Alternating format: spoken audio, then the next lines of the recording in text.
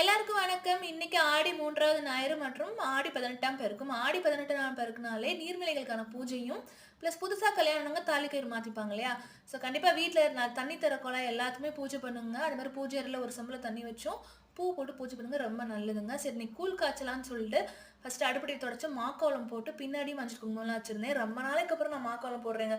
யூசுவலா பச்சரிசியில வந்து நல்லா ஊற வச்சு, திருச்சு பண்ணுவாங்க. நான் வந்து பச்சரிசி மாவு வந்து திருச்சியே வச்சுருக்கேன் ரெடிமேடா. ஸோ அதில அப்படியே நான் தண்ணி கலந்து அழகா எனக்கு தெரிஞ்ச டிசைன் தாமரைப்பூ டிசைன், சைடுக்கு ரிங்கோலி அது மாரி போட்டேன். ரொம்ப நாளைக்கு அப்புறம் பண்றேன். எனக்கு வருமான்னு ஒரு டவுட்ல தான் பண்ணேன். பட் ரொம்ப அழகா இருந்துச்சு. மோஸ்ட்லி வந்து துணி வச்சு போடுவாங்க. நான் அப்படியே என்னோட கையிலேயே போட்டுட்டேன். ரொம்ப அழகா இருந்துச்சு. அதுக்கப்புறம் மஞ்சள் குங்குமம்லாம் வச்சு பார்க்கையில, இது கிச்சனா இல்ல கோவிலான்ற மாரி இருந்துச்சு. கண்டிப்பா நானுமே முடிஞ்ச அளவுக்கு இந்த மாக்கோலம் கிச்சன்ல போடலான்னு இருக்கேன். நீங்களும் கண்டிப்பா ட்ரை பண்ணுங்க. அதுக்கப்புறம் மஞ்சள், பச்சை கற்பூரம், ஜவ்வாது பன்னீர்கள்லேருந்து பின்னாடி அடுப்புக்கு பின்னாடி அந்த டைல்ஸ் இருக்குல்ல, அதுலயும் நல்லா ரவுண்டா தேய்ச்சு விட்டு மஞ்சள் குங்குமம்லாம் வச்சுட்டேன். ஆ இந்த மாரி பண்ணும்போது தெய்வ கடாட்சமா இருக்குங்க. நமக்கு ரொம்ப அழகா இருக்கு.